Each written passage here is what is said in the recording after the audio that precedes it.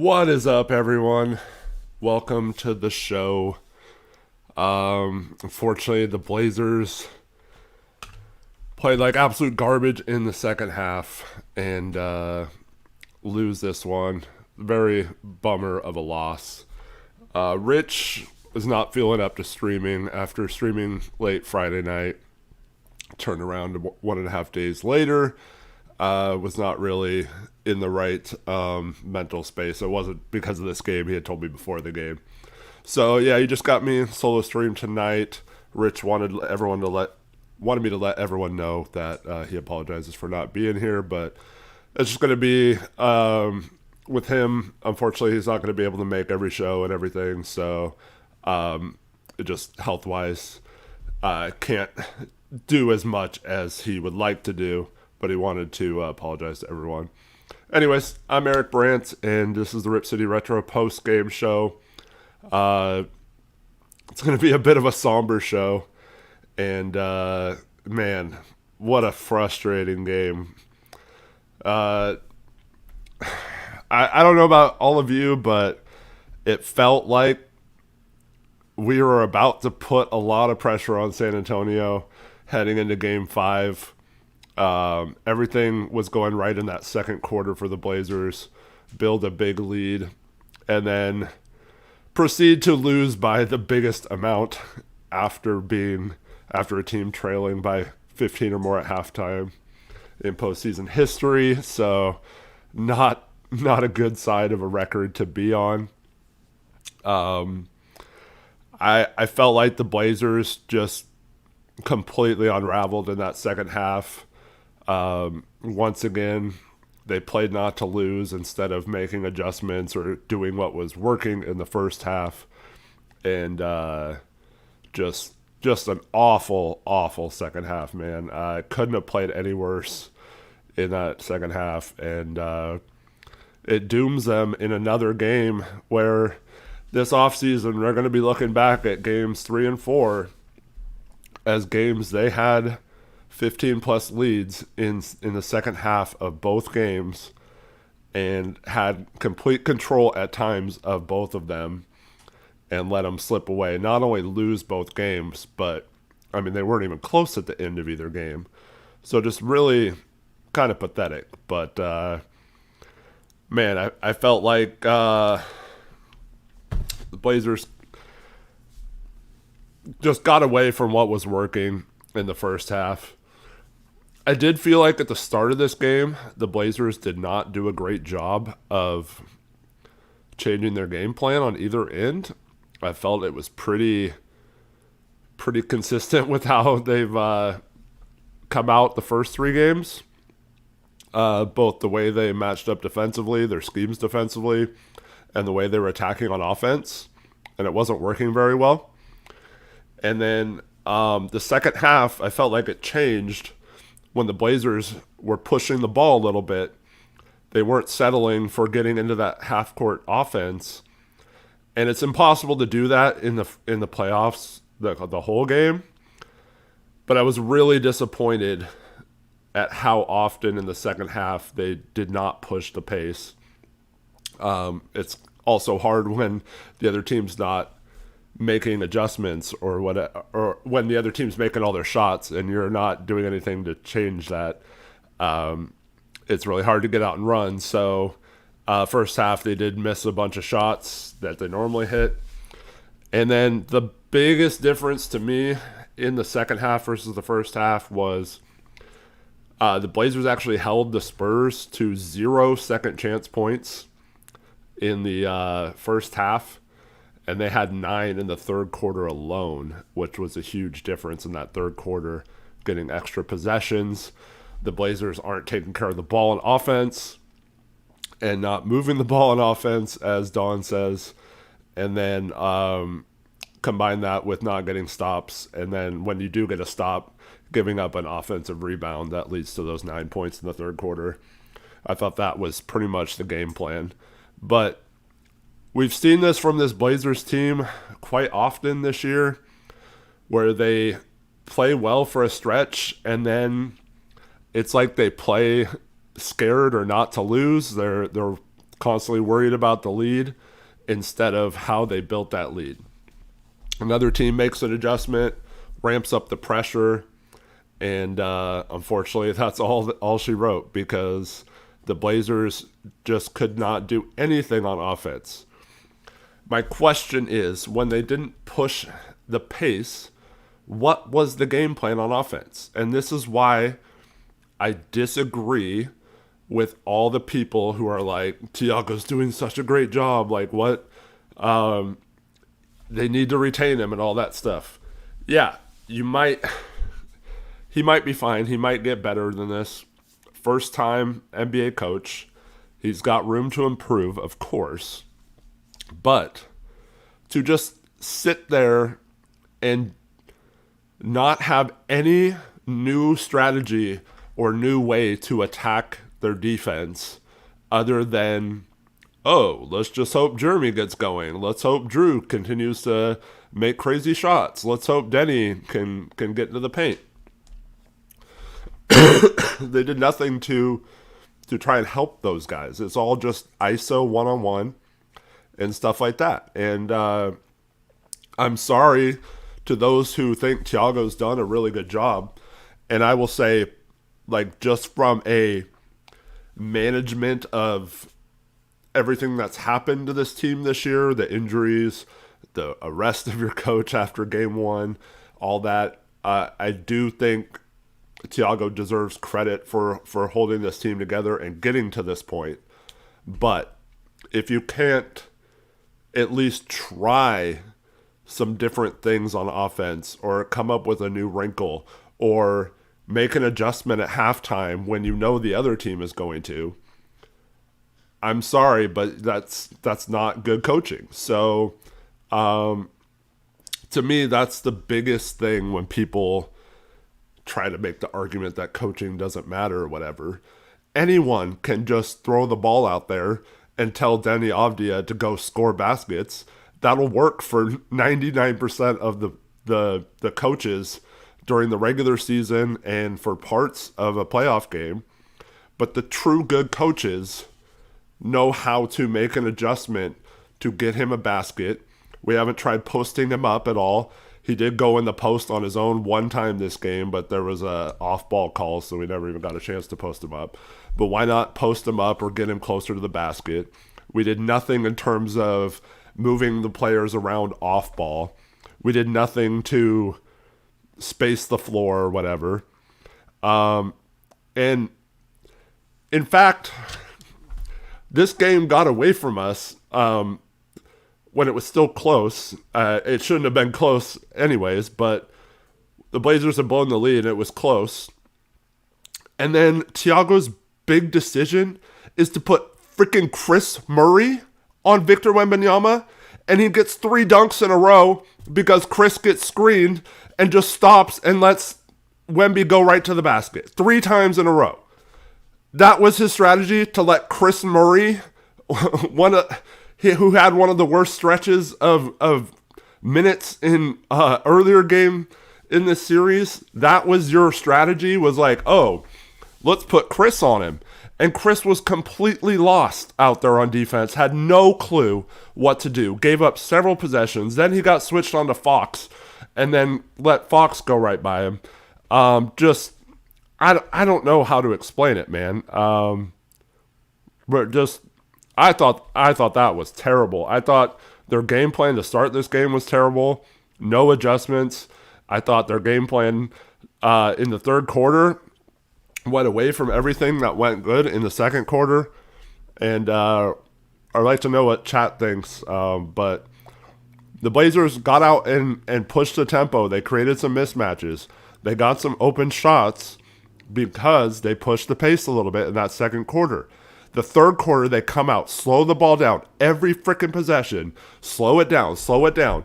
And then the Spurs are loaded up. They know how to guard us in the half court because we have no movement. We have no ball movement. We have no off-ball movement. We're stagnated the whole time, and there's just nothing we can do unless a player happens to make a play, beating a player off the dribble. But against This Spurs team, we've seen this consistently now this whole series. The amount of times the Blazers win that one-on-one off the dribble matchup is not good. It's far less than they did in the regular season. Even Denny, who's done it a few times, isn't getting to the lane as much as he would in a normal situation. Drew Holiday's not getting there. Jeremy Grant's not getting there. So what are we doing to change that percentage, right? Like if we're having trouble getting past that initial line of defense on the perimeter, and that our whole offense is based on those paint touches, why are we not changing our offense to get paint touches? And I thought in the second quarter, they finally showed a little bit of burst to get the ball up the court quickly. And that's all it took, was to get a little bit better momentum downhill and get attacking the Spurs defense before they set up. Rest of the game, for some unknown reason, we go completely away from that, slow the ball down. Like I said, it just seems like that strategy is a let's play not to lose strategy, and it's terrible. And the coaches should be judged on these situations, not getting to these situations, because like I said, it's not really a strategy thing that they did all year. Now you can give coaches credit for development, if you want to say that, like I said, for keeping the team together through tough injuries and things like that. All things this coaching staff did well. But if you're talking about having a coach that can take this team to the next step, I'm sorry, but I think they're proving that they're a little in over their head and don't know how to adjust and make and get this team over the top. And then to just have the same thing happen 2 games in a row, up 15, up 19 in this game, and to just basically be like, nothing we can do, and just let them steamroll us. And not only do they come back and beat us, but they absolutely bludgeon us. They blow us out of the water. And it was really sad just watching this team. You could tell early in this third quarter we were going to lose this game, because just like no one thought they were going to win, and they played like it. And it was really sad, because going into halftime, I thought it was really important that the Blazers didn't let San Antonio chip into that lead at all. They went into half up 17. I marked down with a couple minutes left. I'm interested to see what the lead is going into half. It ended up being 17. And I thought that was a good sign for Portland, that they were able to kind of maintain that high end lead that they had and not let San Antonio go on a quick run to get close. Because if you watch the game before ours, the Raptors, Cavs, the Cavs controlled most of that game, but the end of quarters, they let the Raptors go on a real run right at the end of every quarter, and ended up costing them the game at the end. But the Blazers, I thought, did a good job in that second quarter of kind of holding them off. And then what do we see all season for multiple years now? They get happy like they're going to win the game and don't do any of the things to execute that you need to win in the second half. And not only that, but it's like they completely folded in the second half. And the effort was not there. The body language was terrible. They looked defeated, and it looked like they gave up on their season once the Spurs started scoring. And quite frankly, their season is now over. So they technically have one more game. But yeah, it's credit to the Spurs for coming back both games too. I know we got a lot of heat from Spurs fans in our last post-game show about the like, you guys don't give the Spurs any credit. They're just really good, and that is true. But the Blazers were up big on them in both games. At home too. You got the crowd buzzing, trying to. There was a point where the Blazers were blowing it, and I heard the crowd get up and cheer and try to encourage them. But man, it was not a good performance, man. I mean, if you take out that second quarter, it was really bad. And second half, just terrible. Yeah, so what do you guys think, chat? Mark says, where was the crowd? I mean, that's the problem. I thought the crowd was pretty good until the third quarter when the Spurs took the lead. But like I said, they tried to get them going a few times in that third quarter, but then, I mean, it's hard for the crowd to keep a team in it when the team is just giving up. And yeah, the Spurs put belt ass, man. They really whooped us in that second half, man. And yeah, so unfortunately for the Blazers, you know, little bit better second half the last two games, and we're talking about a much different feeling right now. Even just winning one of the two when you're up big in the second half, and all the pressure would have been on San Antonio heading back to their place. All the pressure would have been on them to win Game 5. Portland could have played loose. Rich wanted me to mention that. Portland could have played loose and with nothing to lose on Tuesday, and now their season's pretty much over. And I don't know, man. The Spurs just, they had an extra gear, and they just, when they put themselves in that extra gear, there was nothing the Blazers could do to stop it. But yeah.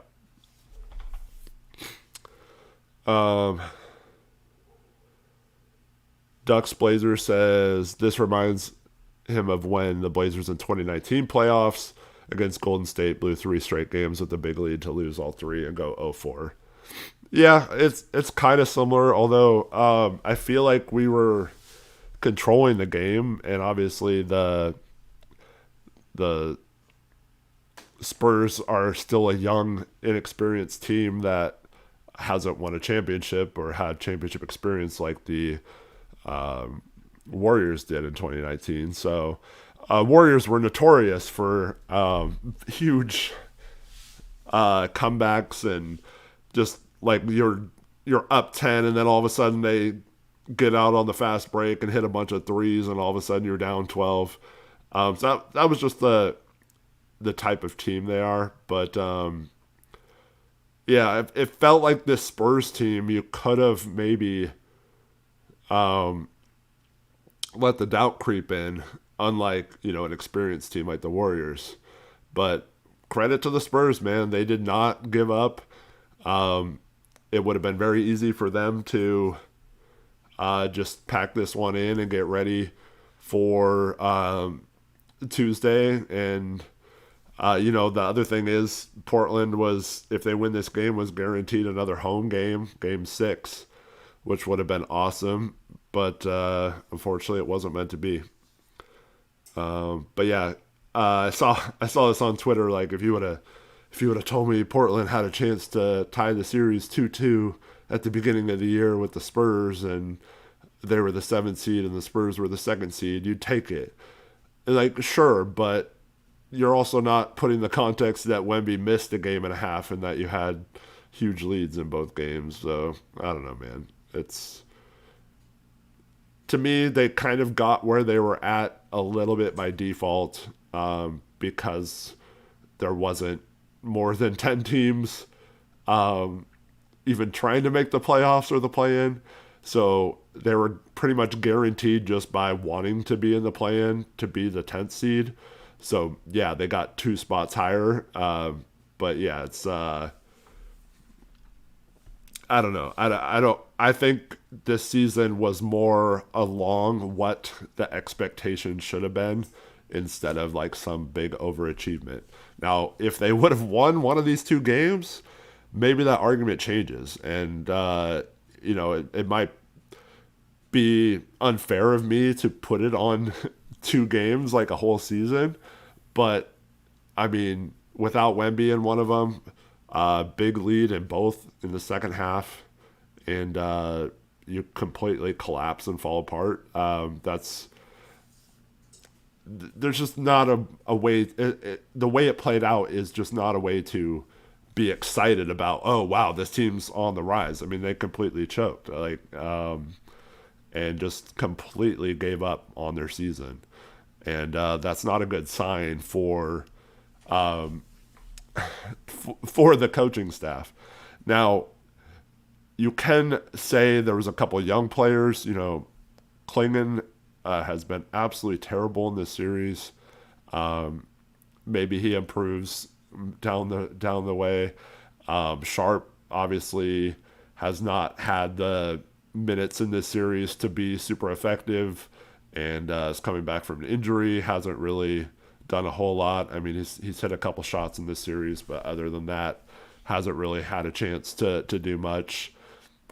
Scoot has had a couple of good games. Tonight was absolutely atrocious. So it's good and bad from Scoot. So you think like, okay, you have a situation where you have some young guys, they can improve. Tamani's still pretty young. Denny's, this is his first playoff as well. So you have a situation where you have ways you could be like, okay, that's a young team, they fell apart. But at the same time, we're relying a bunch on Drew Holiday and Jeremy Grant and Rob Williams, who are old veterans. Like they're veterans who have been in playoff experience. They have a ton of games under their belt, and so it's just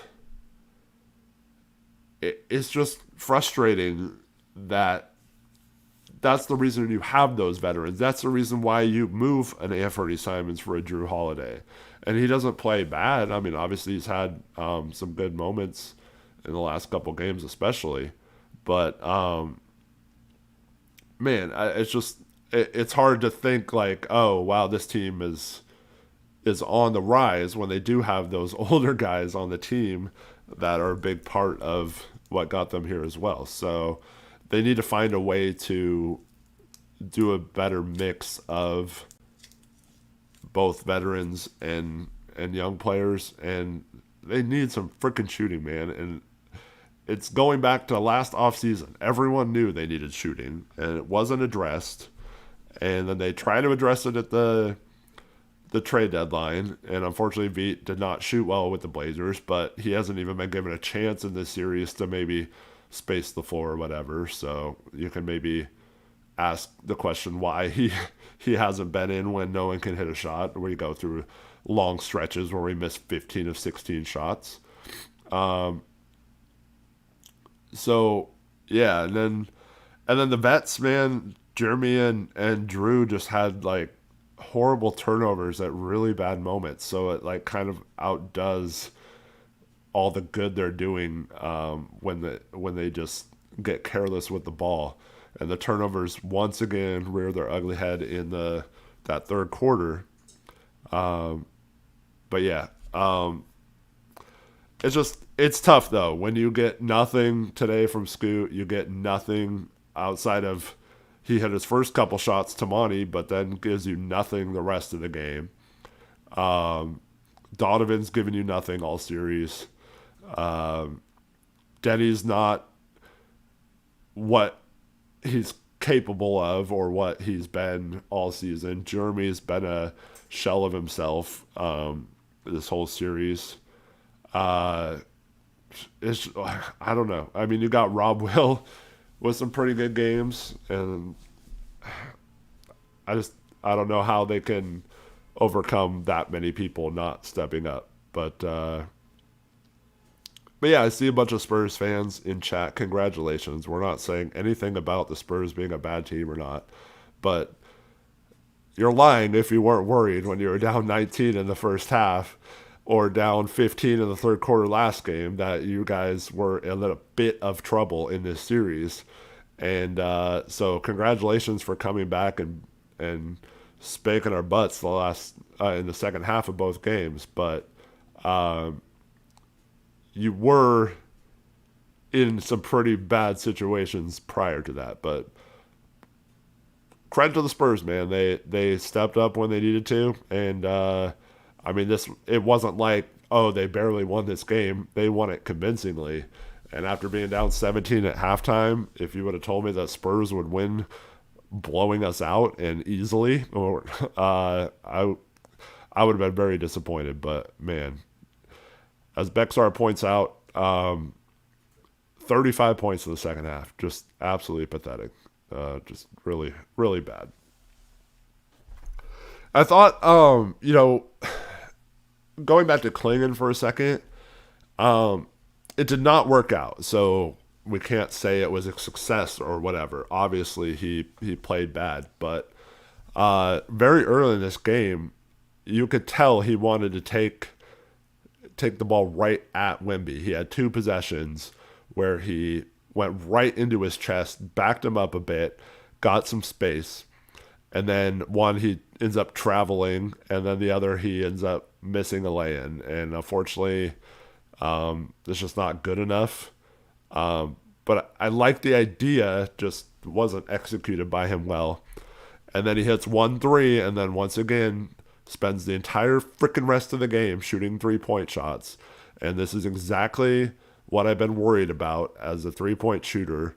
I was worried that they were going to be in a situation where he would get too spread out along the perimeter and not go inside as much. And that has completely eliminated his biggest strength, which is getting offensive rebounds and getting your team extra possessions around the basket. And him camping at the 3-point line has completely taken him out. The Spurs don't even have to worry about him on the offensive boards. And do you know how bad that is for a team that's biggest strength the entire season? Not only Klingan individually, but that's been, with the poor shooting, one of the biggest reasons why they stayed in games despite that lack of shooting was their ability to get offensive rebound. Is their strategy is to have him shoot a bunch of threes on the perimeter. I understand the strategy to stretch the floor and to get Wemby out of the paint, but it wasn't working. So you just completely lost your identity with him in the game and almost made him basically unplayable if he's not hitting threes. Now, if he hits a few threes, or hits 35 to 40% of his threes, or changes a game by hitting 3 in a row or something like he has a couple of times, it's a completely different story. And maybe you do get Wemby out of the paint, but the Blazers also weren't beating their guy guarding them off the dribble. So what does it matter if Wemby's in the paint or not if you're not even getting by your initial defender? So just thought they really did a poor job strategy-wise with him, and then obviously he didn't play well on top of that. So went from being this high a couple weeks ago of Donovan being potentially, a top 5 center in this league to, is he even playable in the playoffs? And hopefully the answer will be that this was just a blip on the radar and he can improve, but did not look good in this series, unfortunately. Scoot looked great first 2 games, like I mentioned. Was 0 for 10 tonight, I think. So, yeah. Please don't spam trash or spam trash in chat, or don't spam at all. I don't want to block anyone on this channel. I really don't. But if you just keep saying the same bullcrap over and over, we get it. You won. Spurs, congratulations. Why do you feel the need to go into a Blazer chat and gloat? Like, you should be happy celebrating with other Spurs fans, man. Stupid. Trevin says he wants to block people though, so watch out. But yeah, I mean, we can have respectful conversations with chat. Come on, let's do that. Yeah.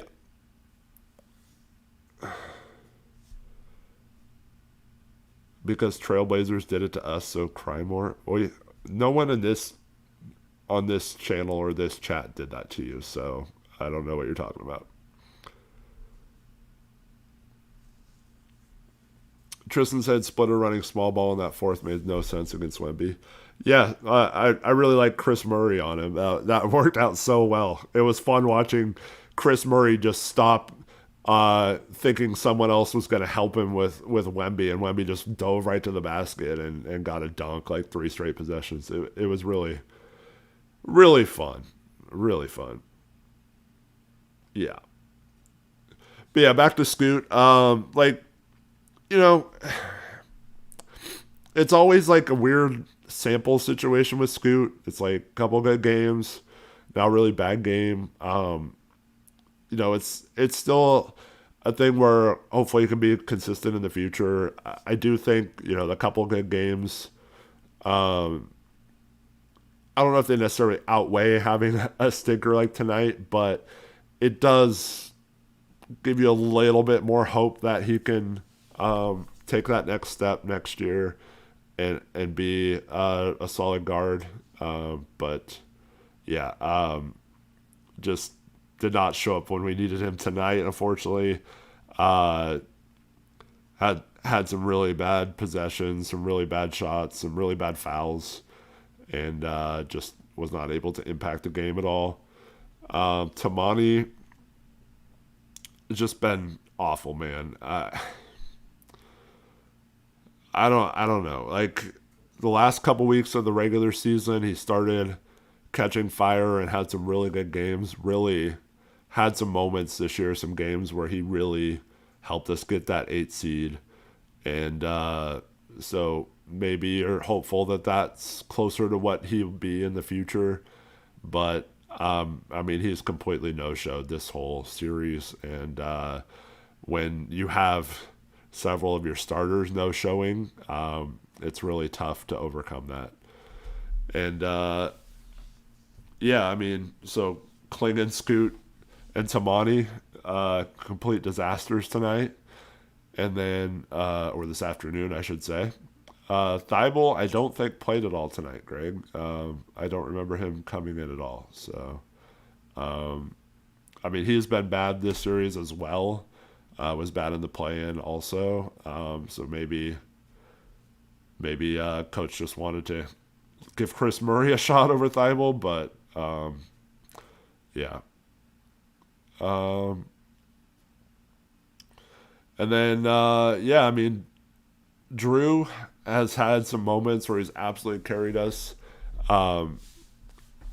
His like plus minus on the floor versus off the floor going into this game was the reason why we were 2-1 in this series. And then, yeah, we've been pretty bad in the minutes where he hasn't played, but that might change tonight when they go 0 to start the third quarter. I can't even remember how many shots they missed in a row. And yeah, so that might have taken a hit. I don't know what it is after this game. But I mean, he had some really good moments, but costly turnovers also in that second half. And then yeah, I mean, Denny had some moments in this game. Let me see what his final stat line ended up being. I mean, the Blazers got torched on defense, too, in that second half, which sucks. What did you guys think of, I mean, obviously the game's out of hand. It didn't matter, but what did you think of the call to give both Castle and Denny offsetting technicals instead of giving Castle 2 technicals? Do you guys think that was the right call, or are we going to be a little biased as Blazer fans? Eddie says good call. Yeah, I mean, I could see why they called it that way. But I thought the second shove by Castle should have been a second tee, so I thought he might have he probably should have gotten more than just one tee there. But I don't know. I'm not gonna like complain about it. Um, so Denny ends up going 8 of 14. So pretty good shooting game from him. 2 or 3 from three. Got to the line 9 times. Had 3 assists though. Only 3 assists, 5 turnovers. So yeah, it's so weird seeing all these,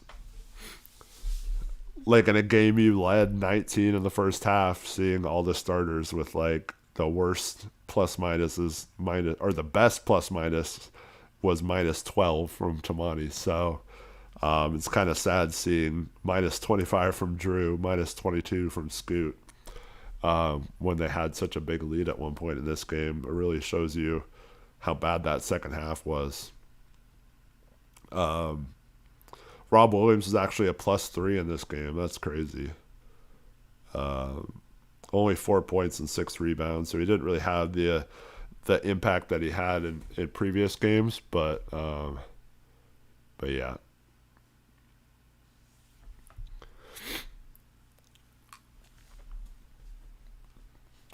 But yeah, once again, thank you for joining us tonight. I'm still a little under the weather myself, so sorry if I start coughing or anything at any point. Trying to slyly use some cough drops and stuff while streaming, but it's never easy to stream for a long time without taking a break or anything, or having anyone to like talk while you cough for a second or something. So I apologize if any of that happens. But it's not like a radio show where you get a break every 15 minutes or something to get a glass of water or something. But anyways, we march on. I want to talk to you guys in chat. So Tristan says Sharp's defense was really bad in this game. I guess. I mean, he got burnt by Fox. There was a Vassell turnaround jumper from the baseline. I thought Sharp contested it well. Vassell just hit the shot, but I don't know. It's hard for me to put too much blame on Sharp when he's not really playing enough as much as some of these other guys to have an impact. So, yeah.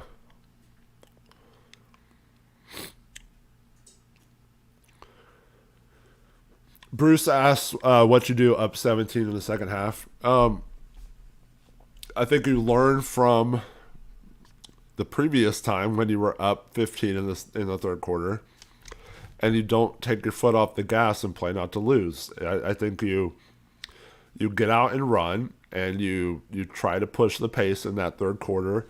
You try to put them away early. If you go on the run they go on, and you get up 25 or something. Wemby was questionable until right up in the last minute to play in this game. I think maybe they call off the dogs a little bit and maybe start resting players a little more than they should. You probably cruise to an easy victory, and then you can kind of let up. But I felt like they came out in the second half. They slowed it down way too much, played right into the defense of pressure, the defensive pressure of San Antonio. And then on defense for the Blazers, they really did not. They were not matched up well. They had done a good job of it in the first half of getting back and getting matched up correctly. But as soon as the Spurs started pushing a little bit like we did in that second quarter, there were several times we just got completely mismatched. People were guarding the wrong guys, and then they're easily able to attack that. And I thought the Blazers built that lead doing that to San Antonio, kind of giving them their own medicine, and then they just completely went away from it. Give me just a second.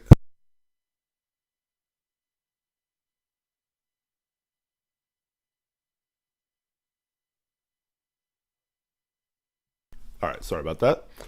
Don says should have ran something for Sharp on offense. Yeah, but like Sharp didn't.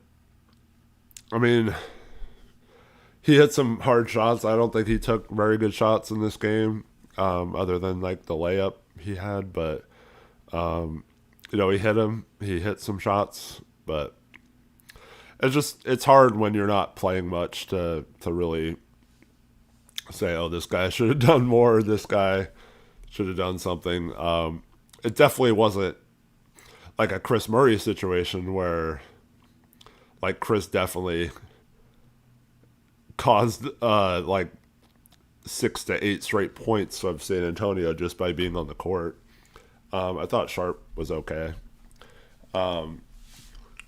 It's really hard to get in a rhythm when you barely play or you're just coming in playing for a few minutes and then you have to wait till the second half.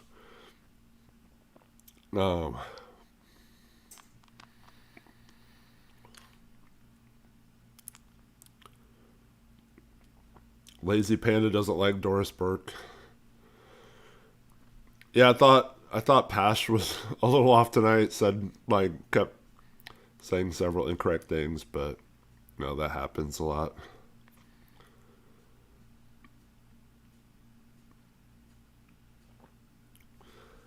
Tristan says, seeing Dundan at this game, his face was red in the second half, and his body language made him look probably the most pissed guy in that building. Well, he said he does not like to go to games for that very reason, but but yeah, it's weird. We don't know what's going to happen.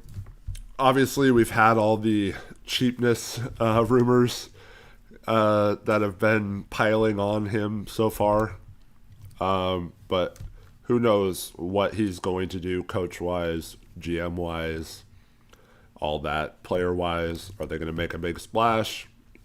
We touched upon this last stream, but you know, there is a rumor that the Blazers will pursue Giannis if he's and try to convince him to sign an extension. If he is, they don't mind giving up stuff for him, but we'll see.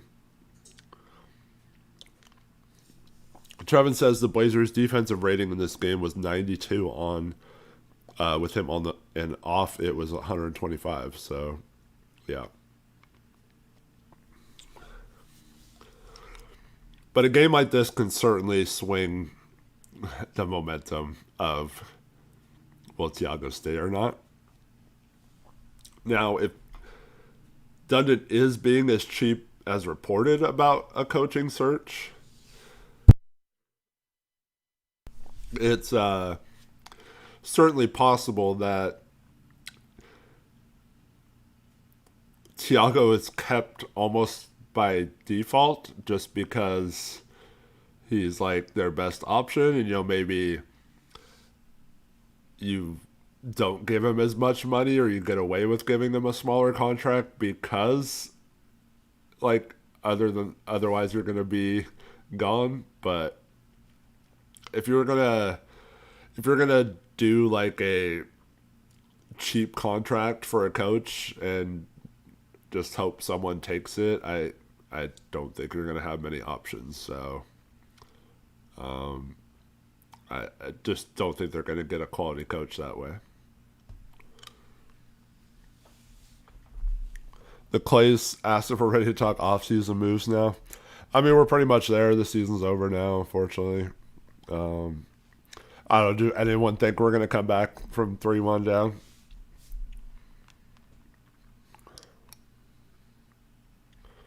Yeah.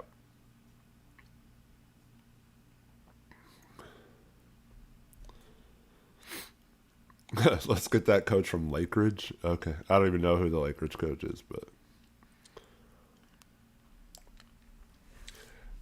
yeah, the last two games have really put a damper on what was really exciting for after game 2, facing the questions of whether Wemby would play, coming home to Portland with the series tied, and then to get up in both games by so much and then completely have the wheels fall off. Just really heartbreaking, man.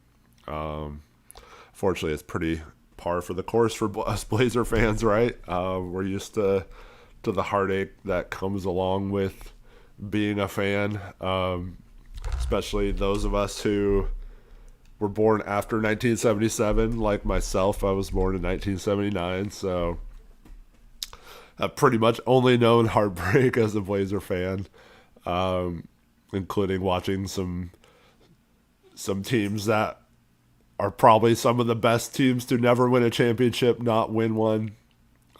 Just really frustrating. And not that they were going to win a championship this year, but if you want to think this season was a success, even if they lose 4-1,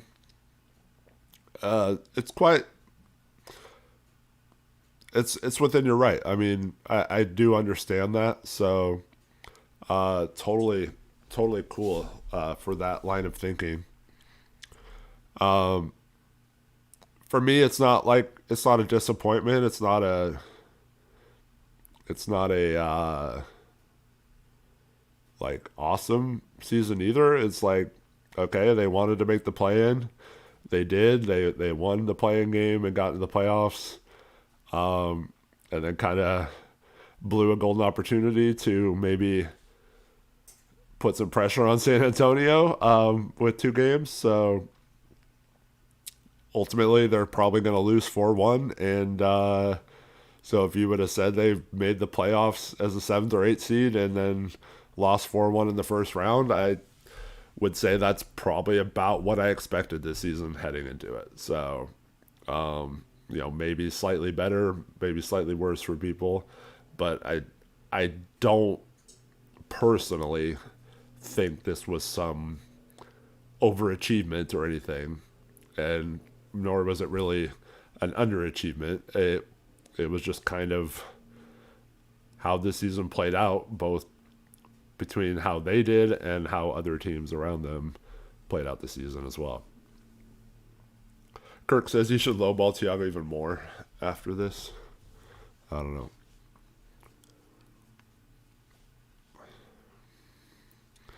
It's always rainy in Portland, season 4, episode 7. The Trailblazers poop the bed. That's from Cuddy Soup in chat. We're on episode or season what? Like almost 50 since the championship of Heartbreak. So, and that's not to say that winning a championship is the only way to deem a season successful. So obviously the Blazers were not winning a championship this year. But it does hurt with Minnesota up 3-1 and that series winner being the next opponent for this series winner. And seeing Anthony Edwards is going to be out several weeks. And then Dante DiVincenzo's out for the rest of the playoffs and probably next year too. A chance up 19 in this game to tie this series.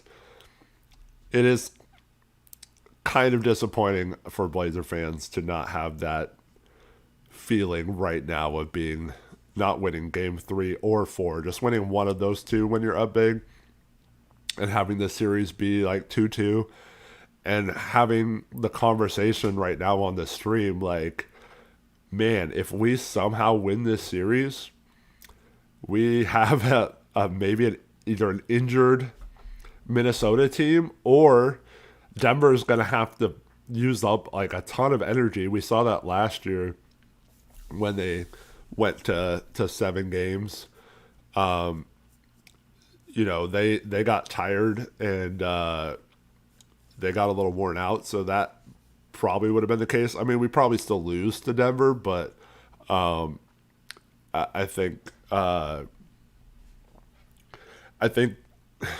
it would have just been really fun to be talking about that right now. And the Blazers should be in that position right now with how well they played in parts of games 3 and 4. They should be in a position where they won one of those two and have complete control of the series if they win both. But obviously it wasn't meant to be. So now it's just, yeah, I just think, well, they got bludgeoned in the first round. So I don't think that's like some huge achievement with the way the West played out this year.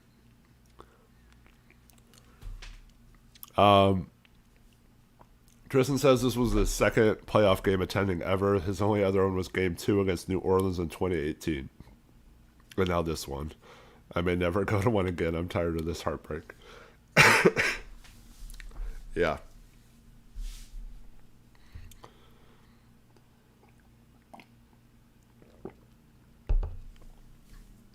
Lazy Panda says, look at the bright side. At the end of the day, you have the same success as the Nuggets and Rockets this season. Yep. Yeah, I guess.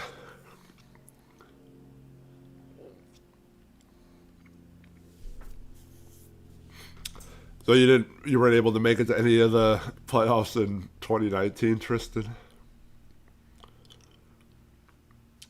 Yeah, Rockets got to win a game for them to tie us.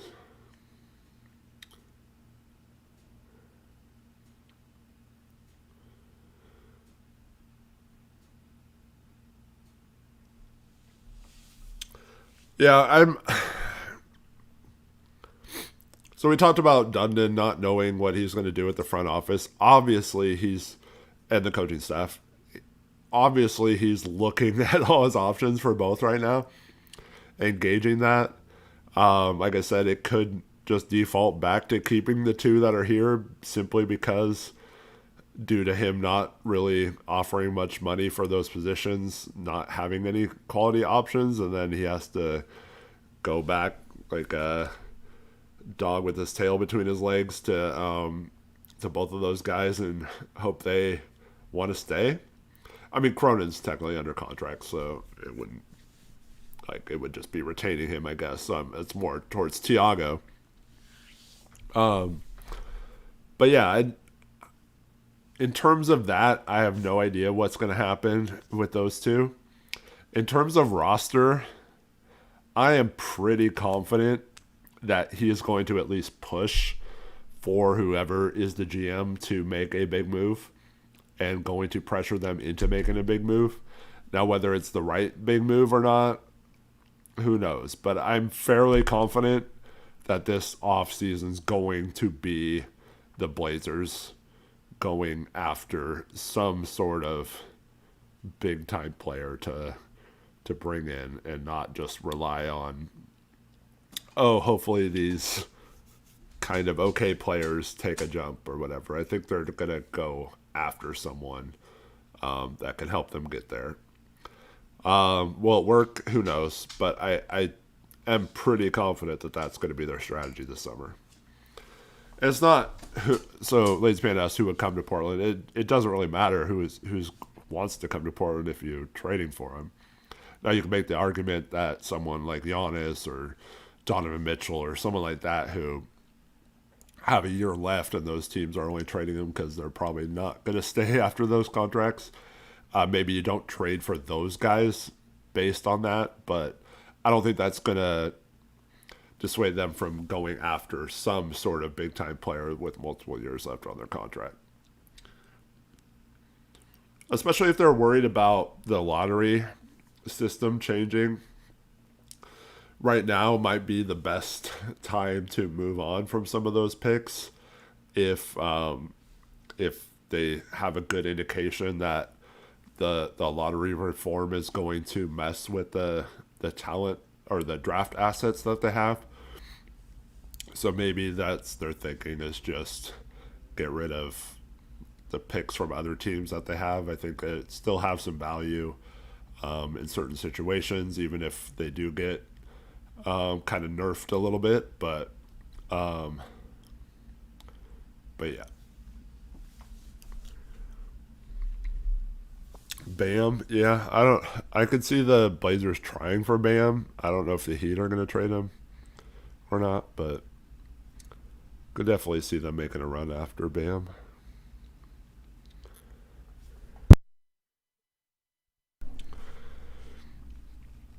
Yeah, you have to give credit to the Spurs, as Don points out in chat, and Jerry also points out.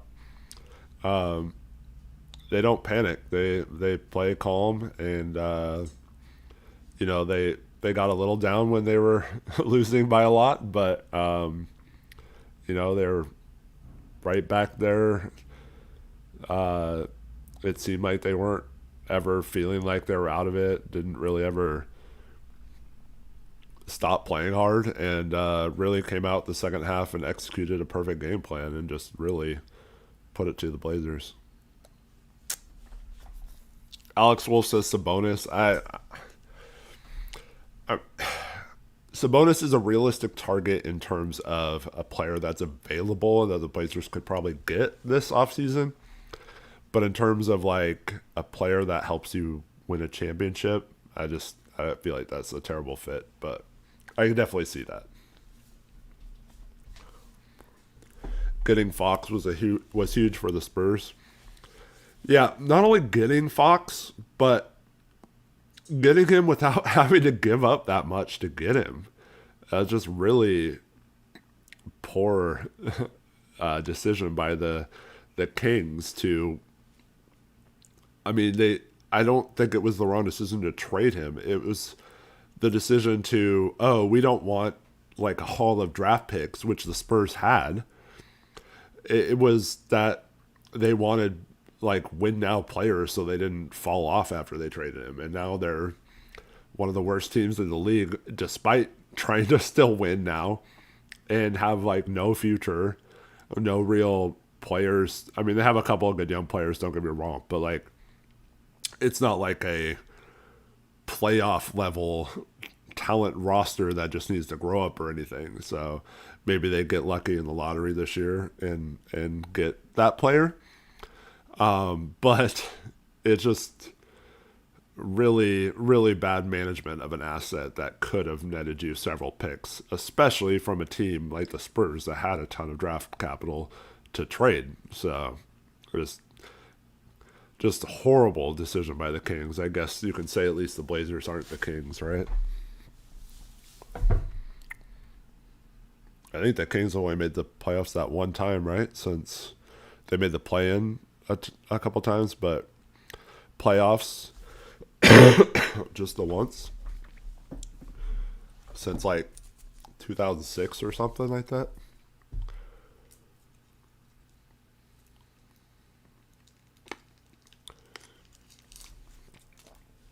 Stevie in chat is mentioning the difficulties going to the bathroom at Moda Center. Interesting. Yeah, Alex Wolf says 2023 was the only year they made it since 2006. Yeah. So I guess we're not that. And yeah, they overvalued Zach LaVine. Just a horrible decision. Yeah, give Mitch a lot of credit. Spurs, he's had a great season managing that roster, and they've done really well without Victor Wembanyama this year. And that's one of the reasons why Spurs fans were so upset with us last game. Like, you don't know how good this team is. It's not like they're a bunch of bums without Victor, and we know that. But yeah. Mitch has definitely done a good job with that roster.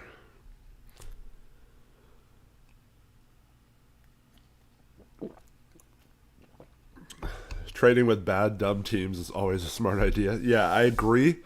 That's why over the years, I've been lamenting the fact that the Blazers have kind of mismanaged their cap in a way where they haven't been able to pick up assets just for having some cap space available, like a lot of other rebuilding teams do.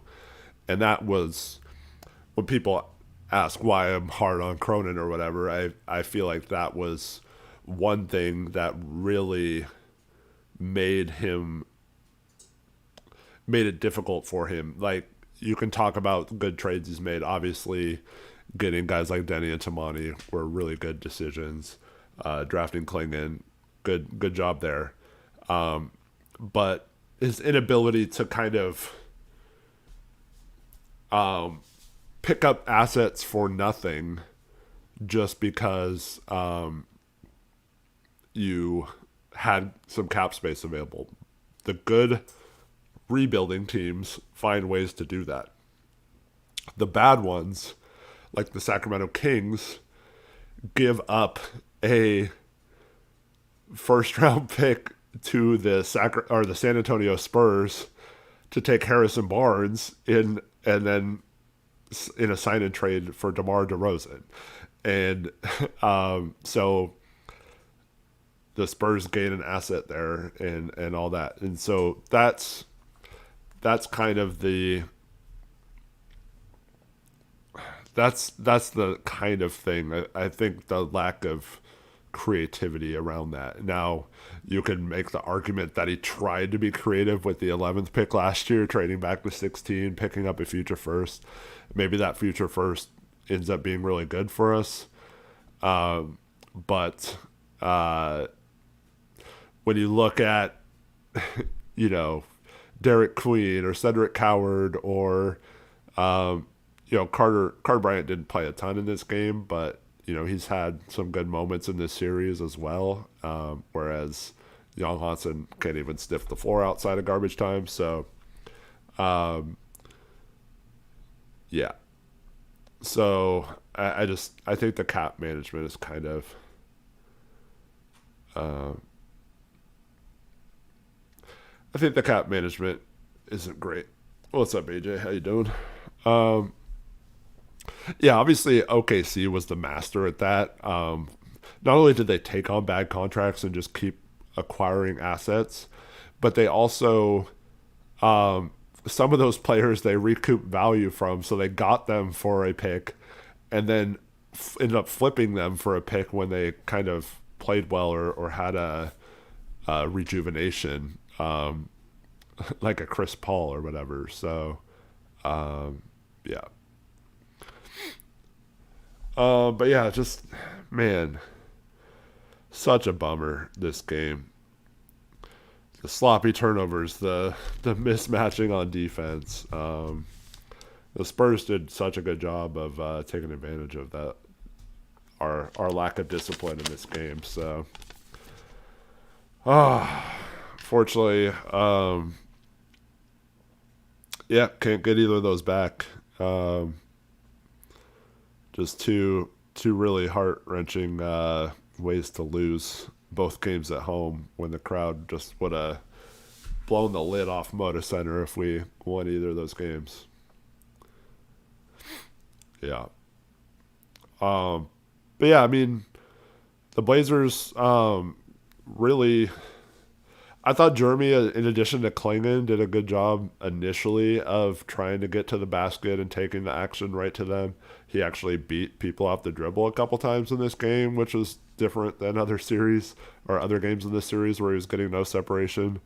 But then when he came in the second half, he just had some horrible ISO jumpers where we had nothing going on offense. And to me, that you got to come back and question why the game plan did not change from that when that has not worked all series. So, yeah, just really frustrating as a Blazer fan to watch them crumble, just doing things that haven't worked all series and continuing to do things like turn the ball over sloppily when that's been their Achilles heel all season.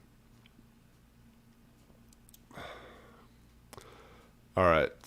Tony says you guys have a nice team. Future looks bright. Spurs fan. Appreciate you being a nice Spurs fan. It was pretty hard loss. Nothing against the Spurs or anything. Just the Blazers had control of both of these games and blew it. But yeah, credit to the Spurs for beating our butts when it mattered and getting the job done.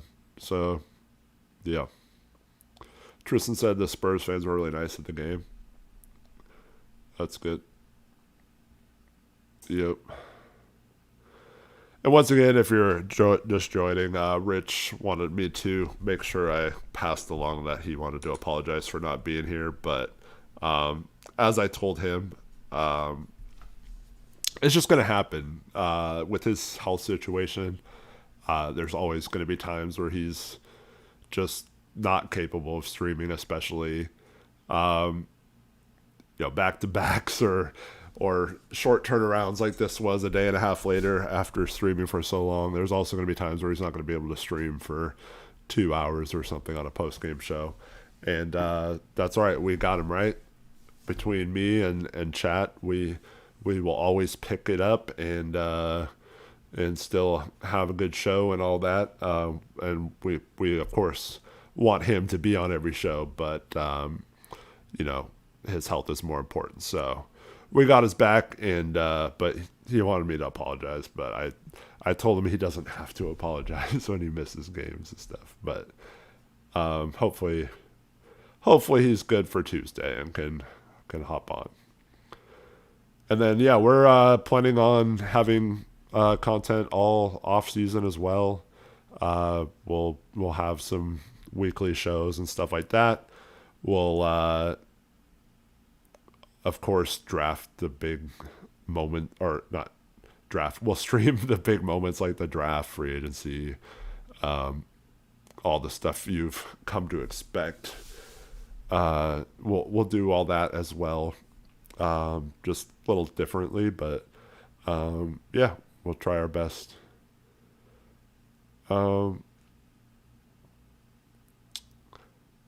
I hate the Giant says I'm never going to say sorry to Thiago. Okay, you don't have to. Tony wants Denny on the Spurs. I don't think that's happening, but yeah. Will I do a big board? I'll probably do a big board. I'll probably have some draft. Yeah, I'll probably do like a big board and a mock draft and things like that. Yeah, probably. Not going to commit to anything like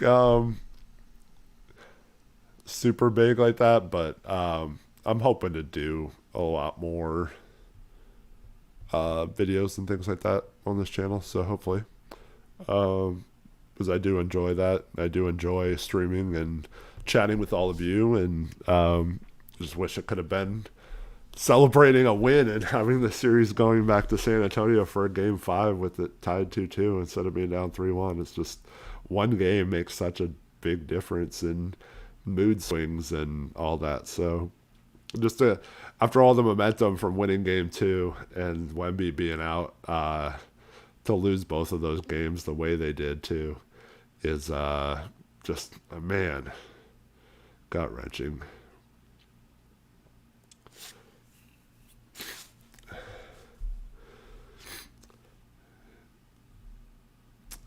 Eon in chat says Spurs fans on Twitter have turned me into an OKC fan as soon as the series is over.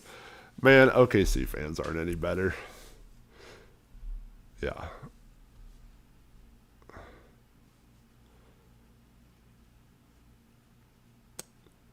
Lazy Panda says, what I wouldn't give for the Clippers to get that number 1 draft just for S and giggles.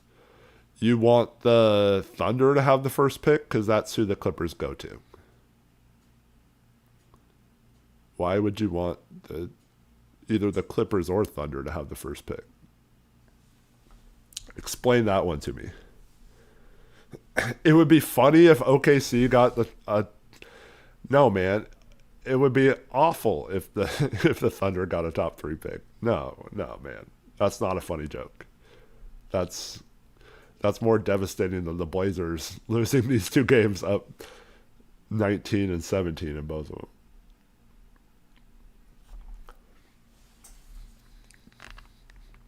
Way more devastating.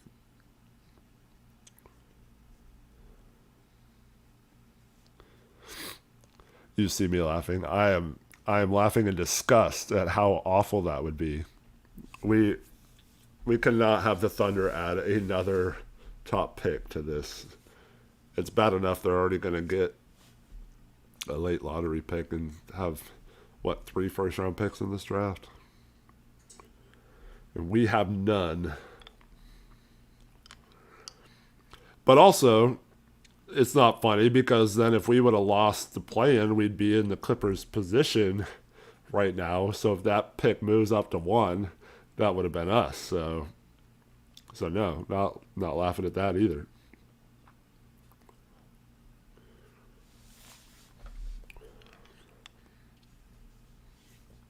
He says Drew was so bad in the second half it was painful. Yeah, I mean he was pretty good in the first half at least. Man, some of the turnovers and the way the Blazers turned the ball over in that third quarter just led to a lot of breakouts for the Spurs and really turned the momentum of this game.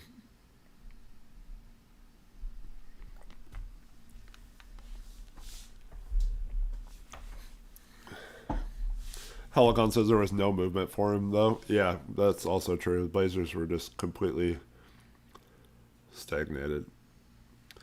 Chase says the Blazers got outscored 126 to 61 in the last 41 minutes of the last two games. Just completely unacceptable. I think tonight's second half was 75-35, if I'm not mistaken. Yeah.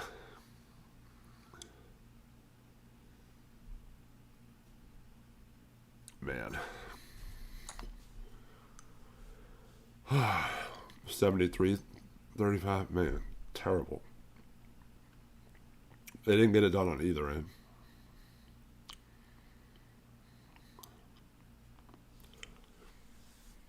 Do I think it's coach or personnel that we can't make a play out of timeout, stop runs? I do think it's a little bit of both. I do think they obviously need a better roster to compete at a higher level in the playoffs. But I also lament the fact that I just didn't see a new way to attack in that third quarter. It went right back to what was not working in the previous three games and what at points of this series like got them in trouble was trying to ISO and attack their half court defense by slowing the ball down, and that just has not worked all series, all season against the Spurs. And so I have to put a lot of onus on the coaching staff for not having some sort of adjustment or game plan to attack them better. I mentioned several things last stream of what I would do. I'm not trying to say I'm better than the coaches or whatever, but to not have any sort of wrinkle or something new outside of maybe pushing the tempo there in that second quarter just was really sad to me, and it really showed a lack of ability by this coaching staff to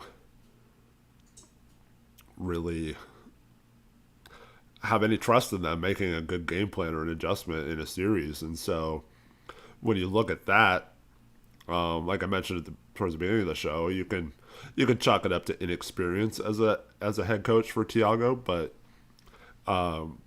just really tough to give him any credit or think that he should be the coach long term if you can get to this point but then can't help your team get over the hump. And then not only that, but your team looks like absolute dog crap for large stretches of the game. Like Chase points out, 41 minutes of two different games, you know. They look like one of the worst teams in the league. So just not a good look for both the roster or the coaching staff.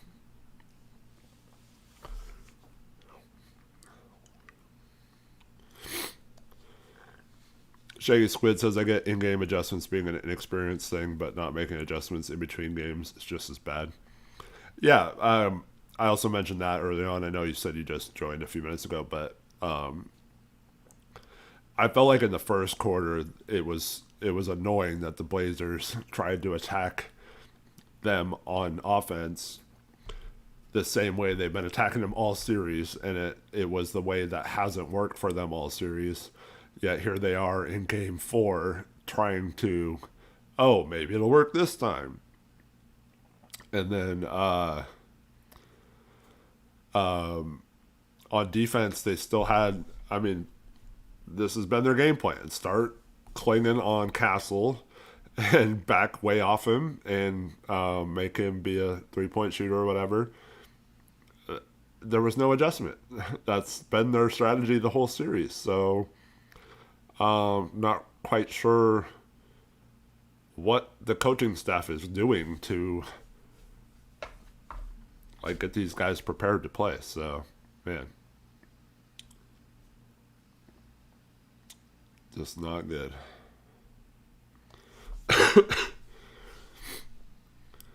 Um, Don says Taylor Jenkins. Yes, well, that ship has sailed. He already signed with the Bucks, so he is now the head coach of the Milwaukee Bucks. So no chance to get Taylor Jenkins. Nor were we probably going to pay what he got from Milwaukee. Tristan says Castle in that step back corner three at the start of the third. Was, yeah, that sucked.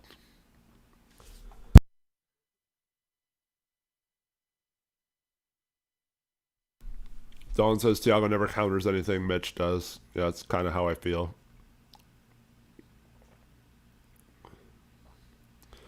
Do I think Rob not starting, given the context, could affect his desire to stay? I don't think that'll be the case at all. I think Rob's minutes have been managed well all season. I mean, obviously they weren't the first 2 seasons he was here, but this season, I mean, I make the case that like they couldn't have really handled Rob's situation better than they have this year. And so I don't think he has any resentment about his role right now. I think he's getting as much of a role as he can handle. I don't think it matters to him whether that's starting or not. Moving forward, I think it's just going to depend on if he likes it here or not, or if he wants to go to more of a contender, which could certainly be the case. I could see it either way. I don't have any insight onto what Rob Will's mindset is on that, but I know Portland is in a situation where they can probably re-sign him easier than another team could pay him, especially most teams that are better than us don't really have the cap, or maybe not the full mid-level exception when you're talking about different aprons and stuff. So they might not have the ability to do that. Maybe Boston, like you mentioned, Shaggy, is a situation where they get him back. I could certainly see that. Of course, I don't know how he feels about going to Boston. I'm sure Boston would love to have him back. But yeah, there was a moment a couple weeks ago where it seemed like, okay, we got to re-sign Rob Will and Thibault. And now it's pretty much just, oh man, we need to re-sign just Rob Will and probably let Thibault go. But yeah, I don't know. I don't think we have to worry about him being mad about his role or anything here, or the way he's used. I think we've gotten the most out of him, so I wouldn't say that.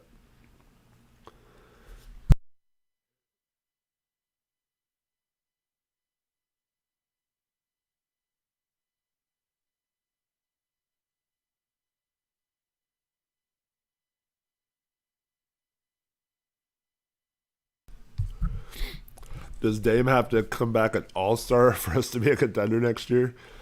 Obviously, that depends on other moves and how the rest of the roster shapes up. But no, I don't think he does. I think if he comes back at like 70% of what he was, I think that not necessarily contenders. So maybe he does have to be an all-star to be a contender, but no, I think just having him out there will be enough to take a slight jump.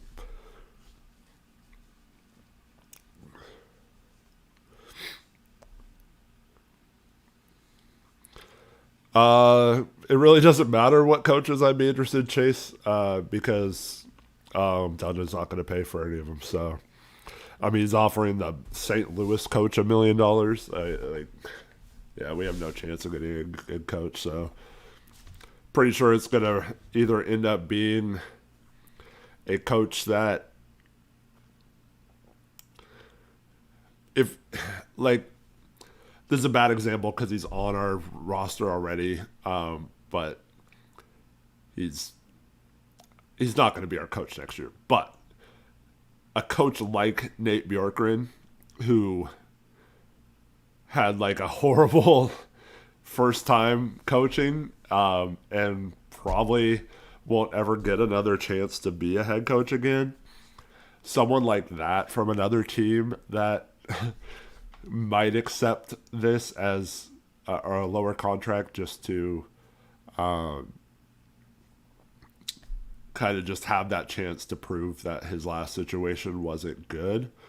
I'm trying to think of another example off the top of my head, which I can't come up with on the fly. Maybe someone in chat could. But but yeah, I think I mean it's setting up to be Thiago by default. I think even if Dundan feels like he flamed out and didn't do a good job in these playoffs, I still think he's going to run out of options being cheap with people. So I don't know.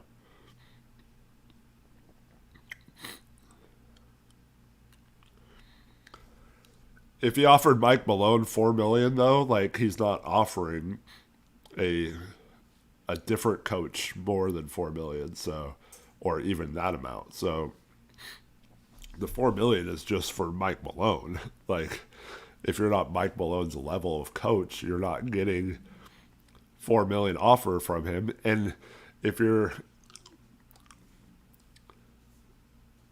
I mean, you're not getting a coach of Mike Malone's caliber or anyone near that for $4 million either. So I don't think it's overblown. I think it's just they're not going to pay the going rate for a coach, and it's going to cost them getting a coach. I think.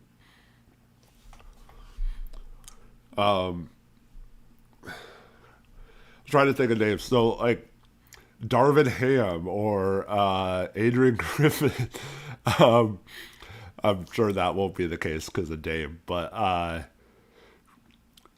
like those type of coaches who just got like 1 year somewhere and completely flamed out, or in Adrian Griffin's case, didn't even get a year. Like if you're trying to undercut coaches, those are like the only coaches you're going to get, because a lot of these assistants, are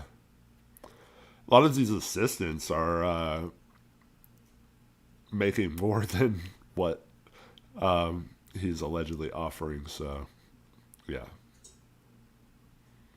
I love. So Don says checking up threes with the poor shooting we have won't work.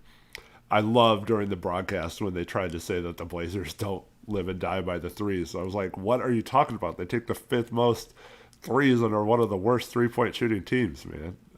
Just crazy.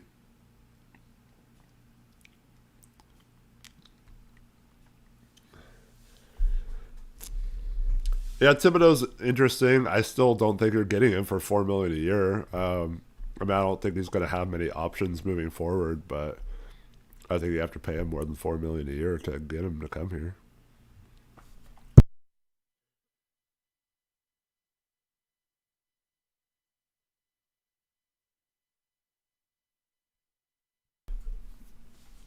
Um,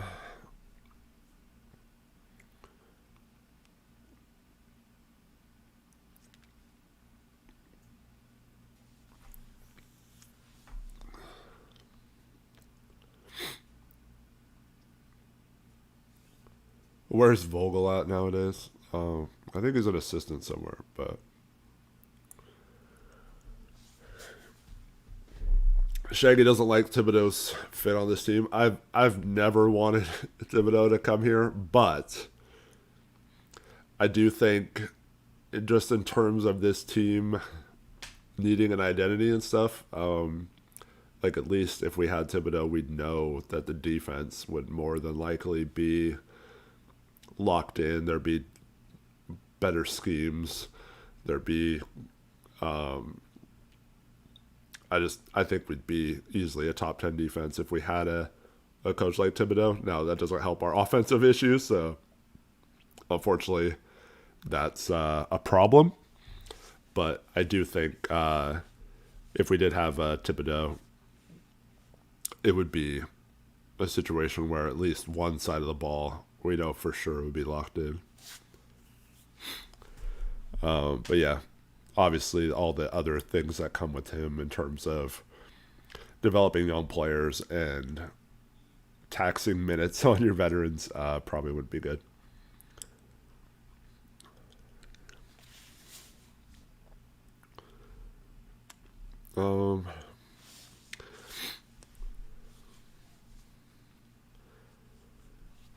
Joshua asked if the drastic difference in physicality allowed between playoffs and regular season is good for the NBA.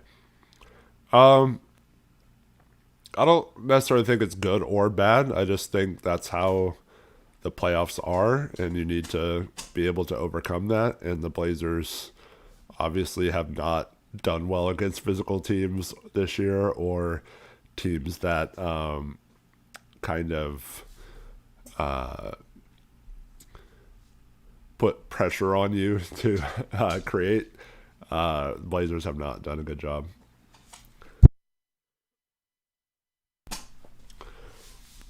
So I just think you have to be able to adjust to it. Yeah. So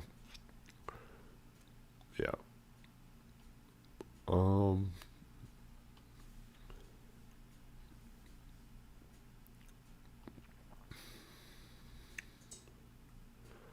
Trying to see what else there is in chat.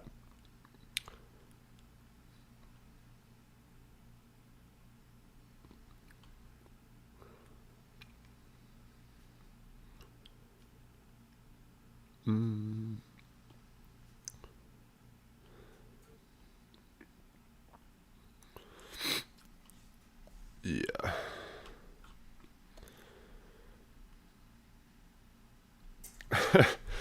Chase asked, how have I dealt with the suffering this team provides us and need to learn from a vet like you? I'm probably a bad person to ask because I don't deal with it well. That's something I've been very honest about throughout my year streaming. I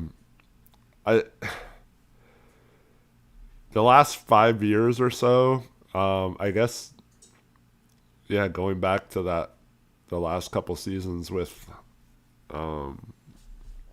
Stotts. I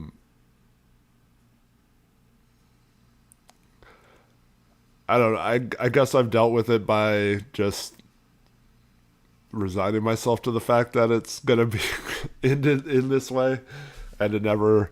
I was always the type like, oh, Blazers have a chance to win a championship. Blazers, Dame and CJ are gonna work this year. They're gonna be the 2 seed or something. Like, yeah, I always thought they could, if they made the right moves or something, they could win a championship.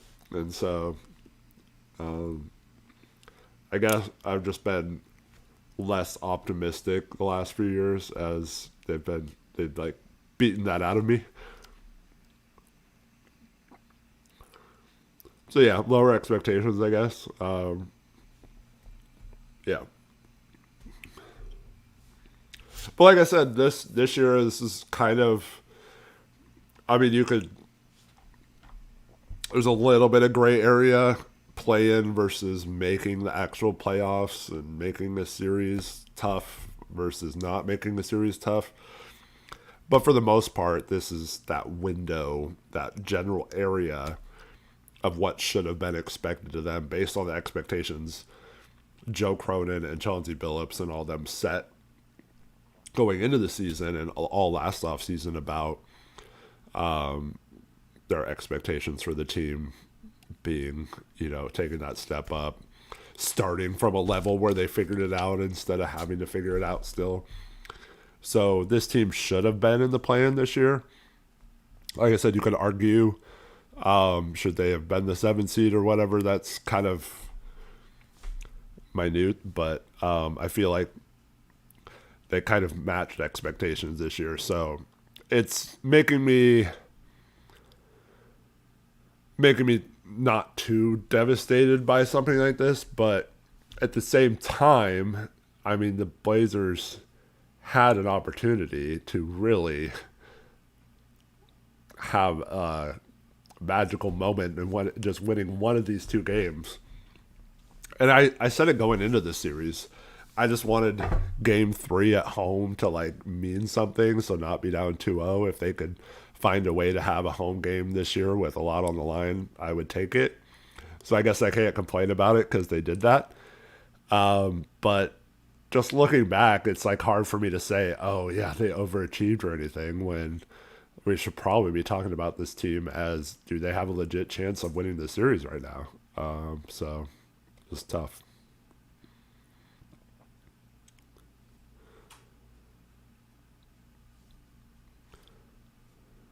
Yep. And yeah, it was always going to come down to what kind of changes they can make in the offseason.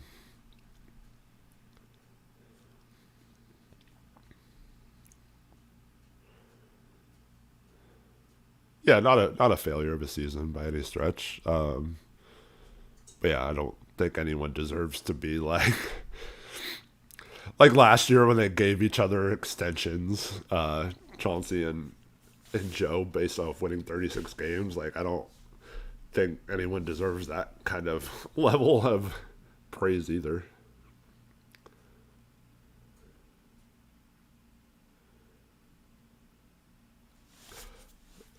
Does Udoka get fired? I don't know, man. He's certainly under a lot of pressure right now after it was the complete opposite last season. But you have to put some of that on the decision to trade for KD and kind of break up the team that was heading in a positive direction. So, how much does Udoka get blame versus the decision makers for trading for KD and all that? Yeah, should be interesting. Maybe they both get turfed, and but yeah, it's so weird though for a team that it wasn't as good as it probably should have been, especially after being the second seed last year with perceivably a worse team. But it was still a pretty good regular season for them. And then, but yeah, if they end up getting swept by the Lakers, that's pretty bad. Yeah. Also, as Alex Wolf says, uh, Fred VanVleet got hurt in before the season even started, and that was bad for them, but they did nothing to address it. And everyone knew how important Fred VanVleet was to that team or having a vet point guard. So you're not in a situation where Reed Shepard's trying to dribble the ball up in the fourth quarter against LeBron James in a pivotal game and he gets the ball taken away. And you have another young guy, Jabari Smith, throw a bad pass to Marcus Smart. So if you have a vet point guard in that game, someone who knows how to handle those situations and doesn't wilt under the pressure there. So I don't. Yes, Udoka has been bad this season, I think, and in this playoffs, but I don't think that's squarely on him either.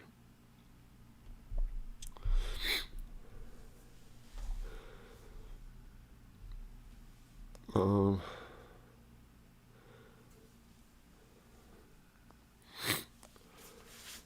yeah, I mean, so Chase asked, "What kind of splash do I think Dundan will make if he can't get Giannis?" Yeah, I mean, Kawhi is probably an option. I don't know if they go for someone like that, but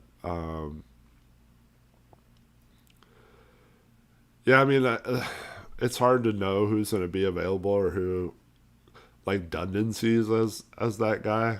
Um, Obviously, if a team like the Rockets, I could very easily see them now moving on from KD.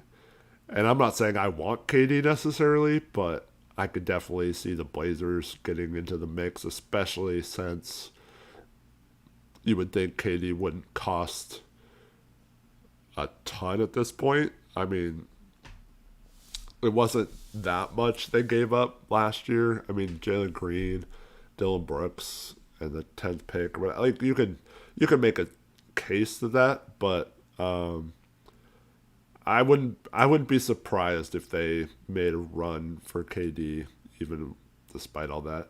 Now, would KD want to come here or whatever? I think he already signed an extension with Houston, so I think he's locked in for a few years, if I'm not mistaken. Or maybe he never signed that extension, but I thought he did. Maybe Chat can let me know whether he did or not. But yeah, I don't personally like KD, so I wouldn't necessarily like that. But I think if you're looking at like, oh, how can we make a splash, like a realistic splash without, you know, it's going to be tough to get anyone else to compete in terms of offers. I mean, Giannis is a unique situation because of us owning the Bucks picks and things like that. So that is a situation where I could see the Blazers going after him, like I said earlier, if he's willing to sign an extension. But other than him, you asked other than Giannis. So I think KD is probably the most realistic just based on how this playoffs go. I also, there's several teams that still probably yet to be determined. So like Alex Wolf's Cavs, do they break up their core a little bit and try something different? So could you go after an Evan Mobley type player, which I think would be a good fit here? I mentioned Donovan Mitchell earlier too, but the problem is his contract moving forward. But maybe you go all out for you have a glut of guards. Maybe you trade a bunch of them to go all out for a proven better guard. Shaggy Squid mentions Trey Murphy. I think that's someone the Blazers have always been kind of interested in. So I wouldn't be surprised to see them make a run at him as well. But that kind of depends on the price tag. I think if that gets too expensive, I don't know if they overbid to get someone like Trey Murphy. I keep coming back to this, and it's not a star. It's not going to be like a huge flashy move, but I think Mikal Bridges is someone that also the Blazers have wanted for a long time. And I think this offseason would be the first time realistically he'd be gettable. Now, the reasons why he's gettable is maybe why you don't want to trade for him, but I could definitely see the Blazers making a move like that, especially if it was a case where the Knicks were trying to get Giannis or a big name player and needed to trade some pieces away like that. So I could definitely see the Blazers making a move like that, like a Jeremy Grant for Jeremy Grant and some other piece for Mikal type trade. Just trying to think, like, do you take like a huge risk on like an Embiid type, like just go after someone who has like super low value but potentially could be a high risk, high reward type situation? Zion's another person mentioned in chat. Yeah,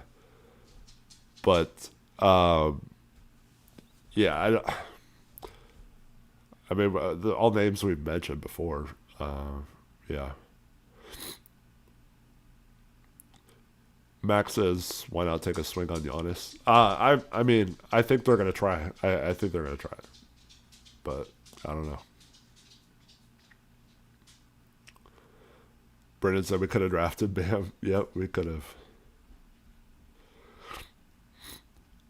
Yeah, I'm not a fan of the injury prone. That's what Mikal would be interesting to see if he gets cursed by the Blazers. I mean, Tamani did play every game this season, but Mikhail, I don't think he's missed a game his whole career, so could it's like a butting of two different things: the Blazers' injury history with him never being injured. Um, yeah,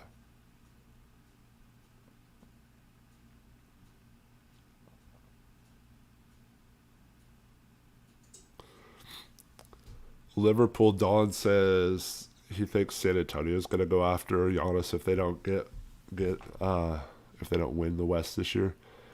I don't know about that. I think if they're fairly competitive, get to the conference finals, this is their first time in the playoffs. I don't know if they do anything like drastic. I think they might make some moves to help them improve. They obviously have the assets to do so, but I don't know if they have to make like a huge move for Giannis or anything like that.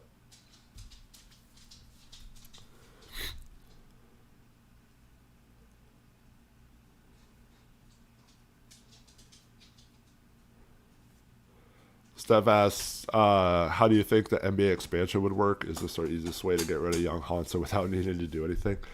Um, if you watched the owners' press conference when they bought the team, it was pretty clear their second in charge guy only came aboard because of Jan Hansen. So I don't think they're going to look to just give him away or whatever. I'm not saying they should or shouldn't, but yeah, I don't think that's in their plans to just try and dump Jan Hansen. Now, the way expansion draft works, um, you can protect 8 players, so there's still it's still yet to be determined who is going to be like under contract and on the team in 2 or 3 years, whenever that team comes into existence. But yeah, I mean, some tough decisions will have to be made by that. But if it was this season, I think they would, especially now that they're not playing Veet. I thought it would come down to those two for the last spot, and I think they would. I think they would protect Young over Veet at this point, even though Veet's on a really good contract.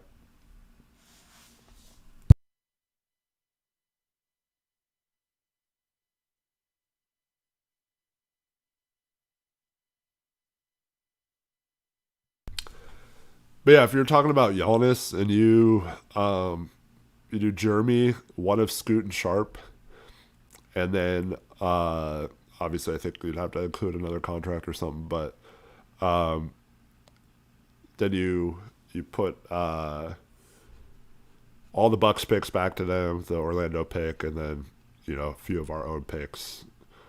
I I think that's a pretty compelling trade for them. We'll see.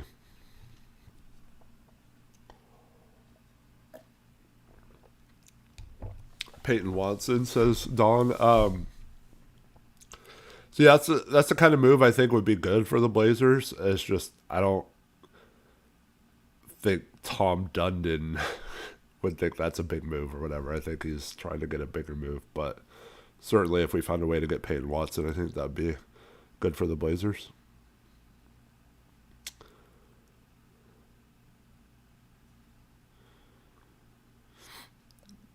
Marv says the Blazers will never admit they were wrong on Young. He's got 4 year runway to improve. Yep, I think they're going to give him at least those 4 years to show that.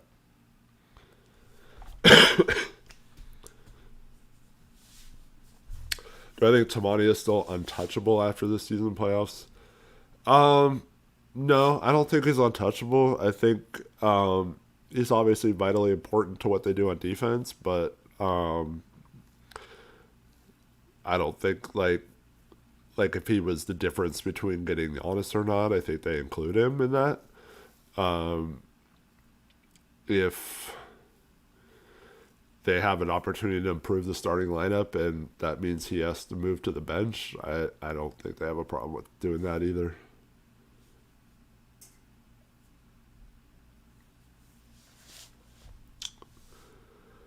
Um, Mike asks, "Do we need a star to break through the noise?" I don't know if we need a star to break through the noise necessarily, but I thought early in this game, I mentioned both Jeremy and Klingan trying to go right at Wemby's body. I thought they were trying to get a little bit rougher with him. Unfortunately, the Blazers just didn't execute it properly. And yeah, it didn't work out for them. So tough go there for trying to make that work. Kelly Oubre, is this like 2015 or something? Like what? Um, yeah,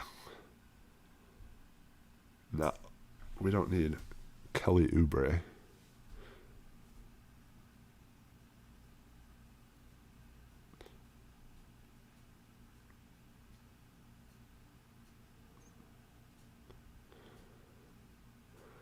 Marv says the Knicks will go out all out for Giannis, especially if they play him out of the playoffs. Um, yeah, yeah, I'm sure they will. But the problem is, if they're going to have to find another team who's willing to give up assets for someone like Cat or someone else on that team, and so they're going to have a tough time trading for Giannis unless another team helps him out. So I don't know how they get there.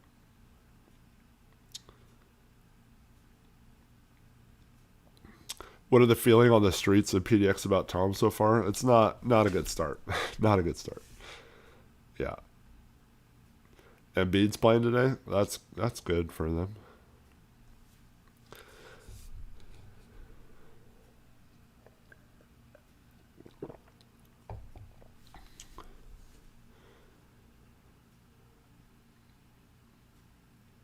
Um,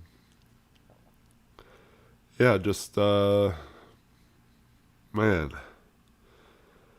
just such a bummer because both the last two games are just had a point where you're thinking, wow, this is awesome. This is more than I could have hoped for in this series.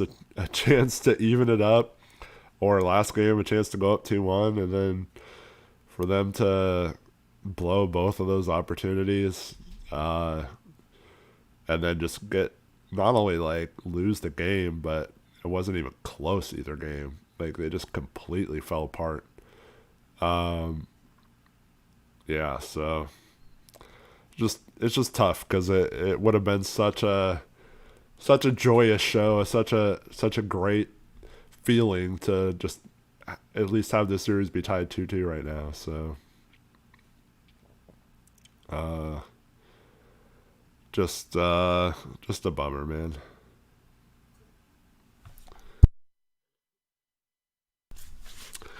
Would we take Draymond if it didn't cost us much as far as assets?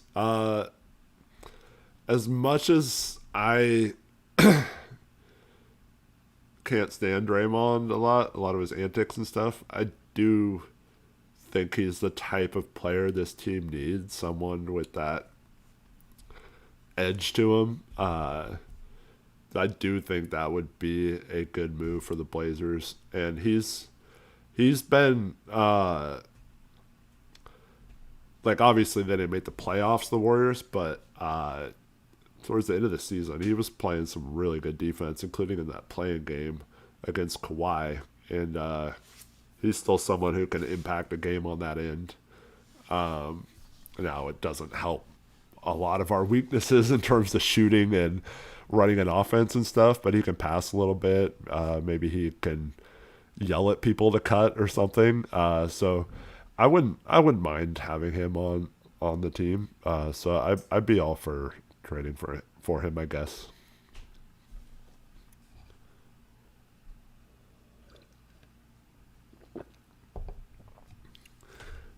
I could definitely, uh, you know, Lazy Panda mentions Anthony Davis. I could see them making a run at someone like that. I mean, he's on the Wizards right now. I'm sure the Wizards don't. I'm sure the Wizards would be up for adding more assets to trade him as well. So maybe they do something like that. Maybe they make a big splash by hiring Steve Kerr. Uh, Let me put it this way: there is basically a 0% chance the Blazers get Steve Kerr. Not only will they not pay him, but I just think there's no way Kerr's gonna come here right now. So Yeah, it would cost at least 10 million, and if we were offering Mike Malone 4 million, there's no chance.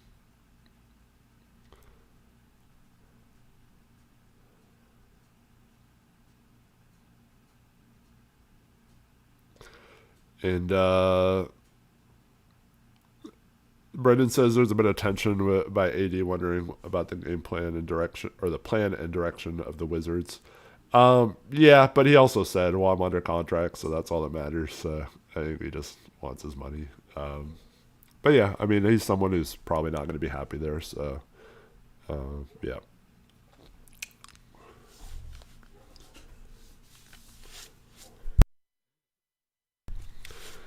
Is Tom cheap with the hockey team too? He's cheap in terms of everything that he's been accused of being cheap with Portland. He has not necessarily been cheap in terms of wanting to put the best talent on the floor, though. So that is a case where I think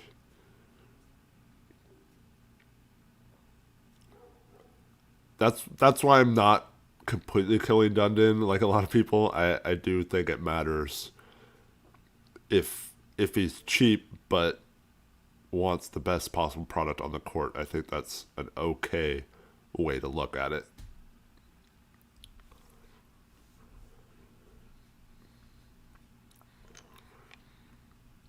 Brendan says it depends on what the Wizards do in the lottery. Yeah, if they get some lottery luck, finally get one of those top three picks, that could change things.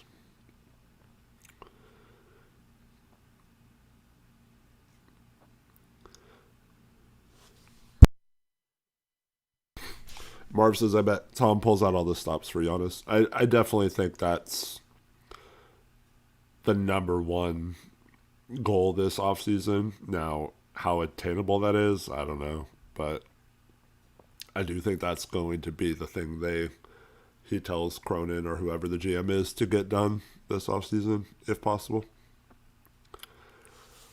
And yeah, Giannis might not be willing to sign an extension, so that might be a dead end.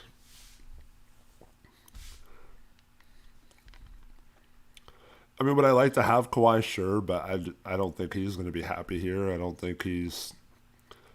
I don't know how much he'll play up injuries and stuff being out of LA. And I mean, if he's somewhat healthy, I think he could help us. But I don't know.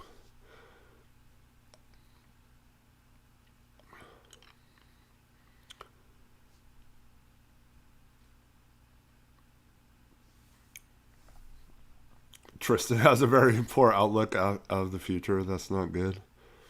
Um, but yeah. Blazers lose this one. Just completely lay an egg in the second half. Absolute disaster. Um, it's like they didn't even think they had to play the second half. And man, was it bad. Very, very bad. Um, so, yeah. Fortunately, the series is pretty much over. I fully expect it to end on Tuesday night when the Blazers go back to San Antonio. Yeah.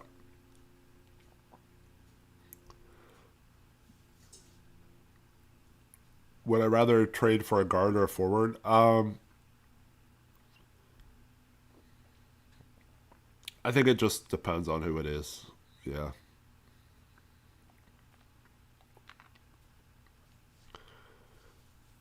Nathan Candy with a $5 donation. Thank you so much. I know Dame is on his last leg of his career, but I know he wants to win a chip here. Do you think he finds Tom concerning? I have no idea. Obviously, when he resigned here, he was aware the team could be up for sale, or was going to be up for sale. I don't have any insight as to what he's feeling about Tom Dundan. Maybe I can look into that for you. But once again, I don't know if Dame cares as long as if Tom's willing to go into the tax or bring in a player, take a chance on a big trade, when before he was that's all he wanted. So if Tom's willing to do that for him, I don't think that other stuff matters. So I think all that matters is how much he's willing to commit to building a winner and at least trying to give a chance to this team to take a step. So I don't think anything else really matters too much. Now, will he be mad if he treats people like crap? Yeah, absolutely. But I think Dame's top focus is can Portland get maximized these last couple of years? I don't know.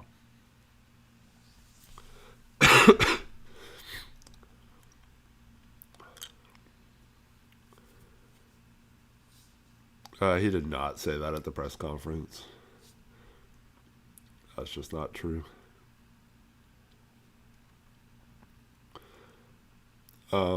Yeah, so all yet to be determined. And the good thing is about losing the series in this way,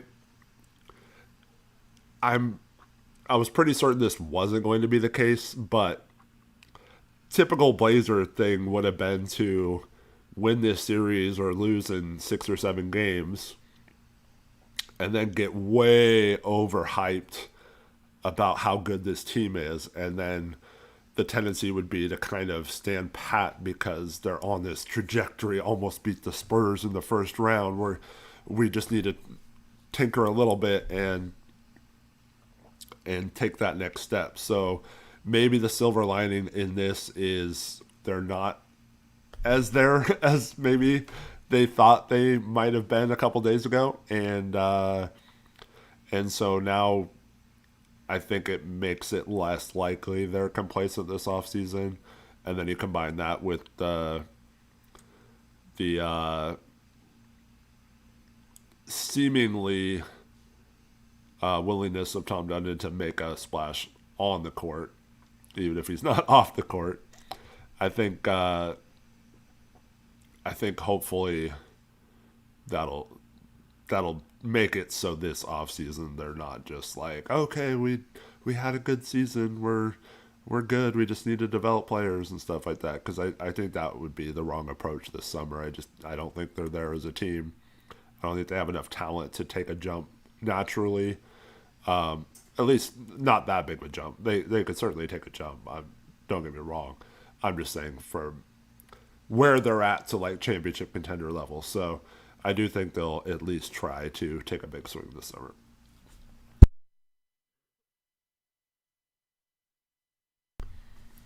Um,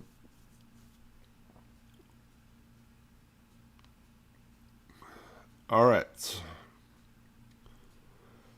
But yeah, that's I think we should wrap up this show. Almost 2 hours long. Appreciate everyone for hanging out today after this horrible loss. Man, like I said, would have been so hyped to have one of these two last games, have a show, and celebrate with you guys all afterwards with a win and having this series be 2-2. Like, just completely different mood right now if we win one of these two games. Instead, we blow huge leads in both of them and just completely blow an opportunity to have a good series. So, man, bummer. That's the word I keep coming back to, because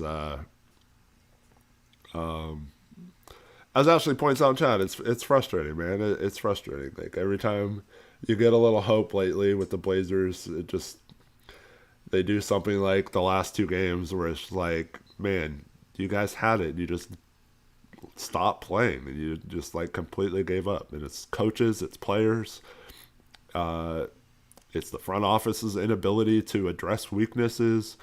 It's all the above, and you just get like one of those three things to not get in the way of the other three, and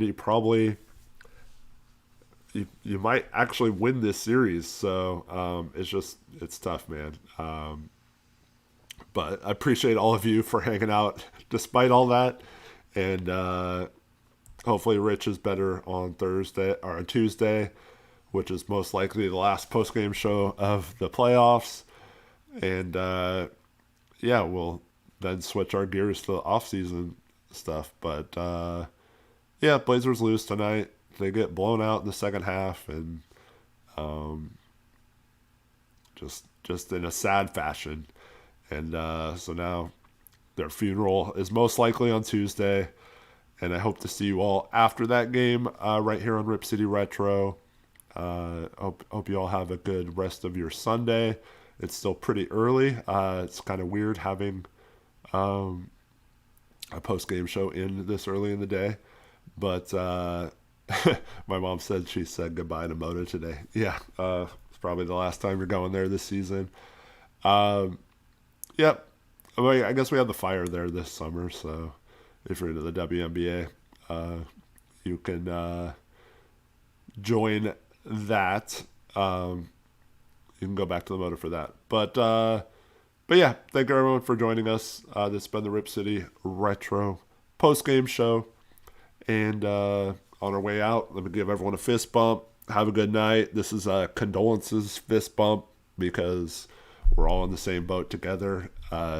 Devastated as Blazer fans being let down once again. And hope everyone can have a better week than the Blazers provided us tonight. And until next time, we'll see you later on Rip City Retro.